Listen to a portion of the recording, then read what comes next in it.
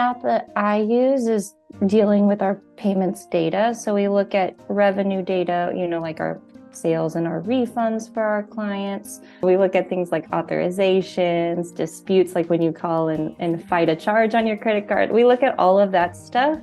So all the other parts of that payments life cycle, we do have to be able to roll it up and report it out. What's your net financial activity?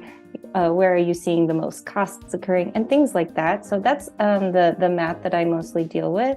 How does the data look? What's some information around that? Is there anything actionable that we can prescribe for our merchant? So there is some prescriptive analytics that I do, but we'll look for trends of data over time. So we do a lot of just aggregations like that, and that definitely includes some math on the back end. So I write a lot of SQL queries, but that's kind of our query language that we get from our databases to find information. So I have to write a lot of logic, and so it's anywhere from addition to division to finding ratios and rates and kind of spreading that into trends over time. So some things like that are what I deal with on a daily basis.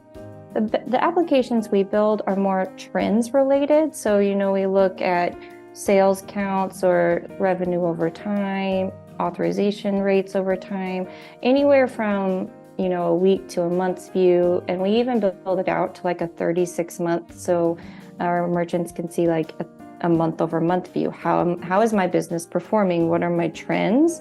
So we do build out some of those insights. And when we're looking at those, we're looking at a few things. Like I said, we're looking at kind of like processing volume with sales and refunds over time.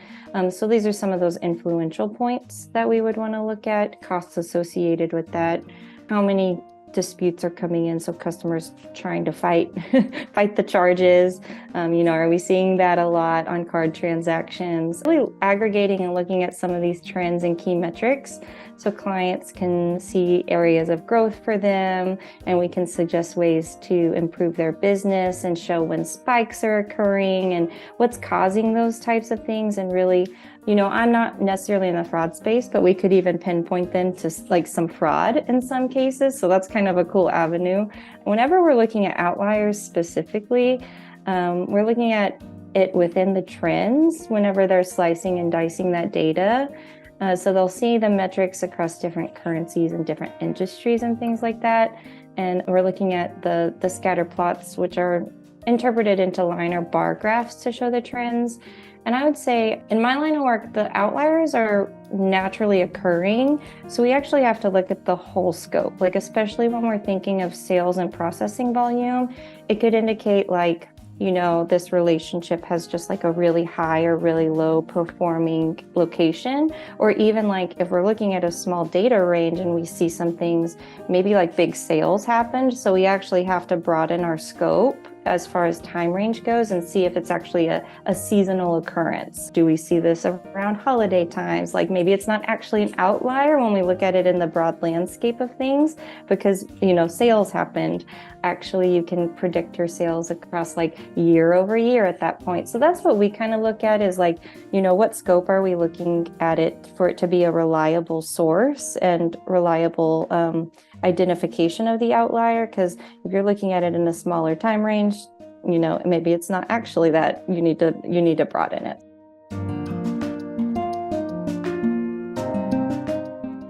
So I would say I'll just kind of type in some data over time. So a lot of one of our trends that we look at is authorization. So as you're swiping your card, how you have to wait a couple seconds and it just says authorizing ... and then it'll come back. You can remove your card. It's approved. So authorization, that rate is what we look at over time for a couple of our metrics. So, we might have our date range, and a lot of times we'll have, it month over month. So we'll just do January, February, March. I'll do 6 months. And then we'll have auth rate. And so it's usually by a specific location. So kind of like think about a storefront, but we'll aggregate it by a month and kind of divide it by however many transactions they got to find the rate here.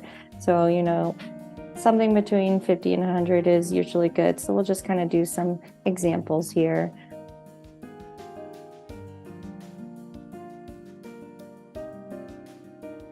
So this is like the first metric that our client could look at when they look at our kind of like trends analytics.